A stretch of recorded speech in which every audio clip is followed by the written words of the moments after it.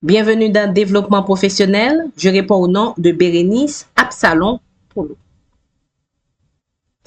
Dans cette vidéo, on va parler d'éthique. Samuel Mercier définit l'éthique comme une réflexion qui intervient en amont de l'action et qui a pour ambition de distinguer la bonne ou la mauvaise façon d'agir. Pierre Schermerhorn définit l'éthique comme l'étude des normes qui régissent une bonne conduite. Jean-Pierre Madoz, de son côté, parle d'un ensemble de principes, de valeurs et de croyances qui dirigent la conduite des individus. Pour Gary Dessler, l'éthique, c'est l'étude des normes sur lesquelles se fondent les décisions et les comportements. Tenant compte de cette définition, on voit que l'éthique a à voir avec les décisions et les actions. Ça veut tout simplement dire que les gens ne doivent pas agir n'importe comment. Ils doivent décider avant de passer à l'action. Pourquoi? Parce que les actions vont avoir des conséquences. On comprend donc que l'éthique implique un standard de conduite, fait référence à une boussole morale, exige une réflexion sur l'impact des décisions et évidemment l'acceptation de certaines limites. Quand on veut avoir un comportement éthique, on ne peut pas faire n'importe quoi, on doit accepter d'être limité. Pourquoi parle-t-on de l'éthique? Quels sont les objectifs de l'éthique? Plusieurs, on va voir 5. L'éthique permet d'améliorer les relations. Quand les gens ont un comportement éthique, les relations interpersonnelles sont meilleures. L'éthique permet d'augmenter la satisfaction. Si dans une entreprise, par exemple, les gens adoptent un comportement éthique, les clients seront plus satisfaits parce qu'ils auront, par exemple, de produits de meilleure qualité, de meilleurs services, etc. L'éthique permet de respecter les parties prenantes. Dans une situation donnée, on ne va pas seulement tenir compte de ses besoins personnels, on va aussi et surtout penser à l'autre. L'éthique permet d'inspirer confiance. Si vous êtes éthique, vous allez agir de la bonne façon et automatiquement, vous allez devenir crédible. L'éthique permet de réduire les comportements abusifs.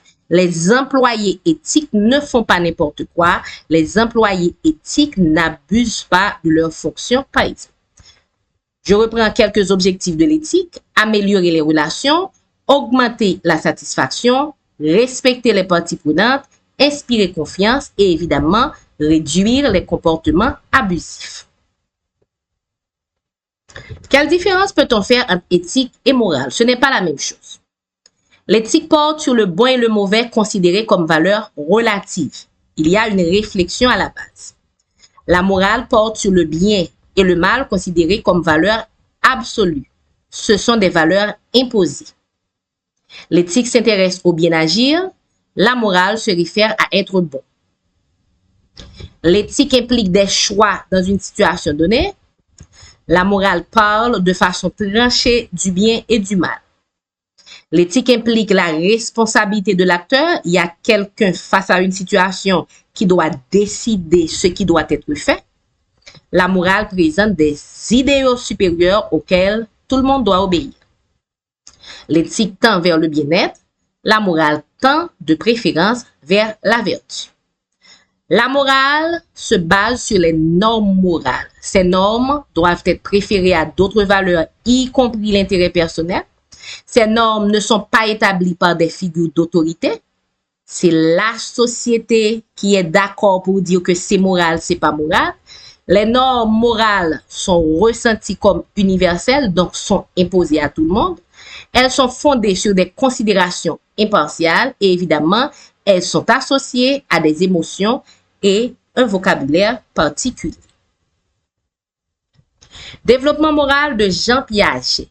Pour avoir un comportement moral, c'est pas tout de suite. Il y a quand même un cheminement. Piaget parle de la morale hétéronome, l'enfant égocentrique qui respecte les règles par crainte et qui va passer à l'adulte autonome qui va porter une attention sur une situation dans son ensemble, qui va réfléchir sur les règles et décider comment agir. Pour Laurence Colbert, c'est 3 niveaux. Il y a d'abord le niveau préconventionnel, ça concerne l'enfant qui d'abord obéit par peur de la punition entre 4 et 10 ans et qui ensuite va obéir pour son intérêt personnel entre 10 et 12 ans. On va passer au niveau conventionnel qui concerne l'adolescent et l'adulte.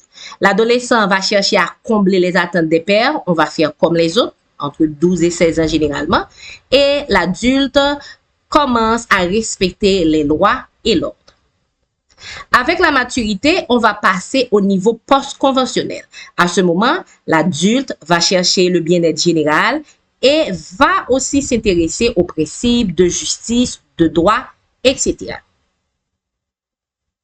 Carol Gilligan continue les recherches de Colbert, mais ajoute quelque chose en plus qui est l'effet genre. Pour elle, les femmes sortent d'une perspective égocentrique, passent à une perspective sociale et finalement à une perspective universelle. Ça veut dire que pour Gilligan, les hommes et les femmes ne suivent pas le même cheminement s'agissant du développement moral.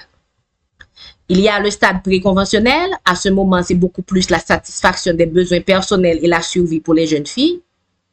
Ensuite, on passe au stade conventionnel. On aura justement des responsabilités envers les autres qu'on va prioriser pour chercher à maintenir des relations sociales, des relations conformes aux attentes de la société. Et évidemment, au stade post-conventionnel, il est important justement d'avoir une compréhension plus complexe de la moralité et de chercher surtout à satisfaire en même temps les besoins et les relations. C'est le point de vue de Carol Gilligan. On termine par dire qu'il y a plusieurs facteurs qui impactent l'éthique.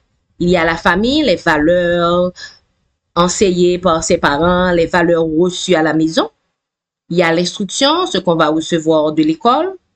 Il y a l'environnement social, ce qu'on reçoit de son environnement, des interactions avec les autres.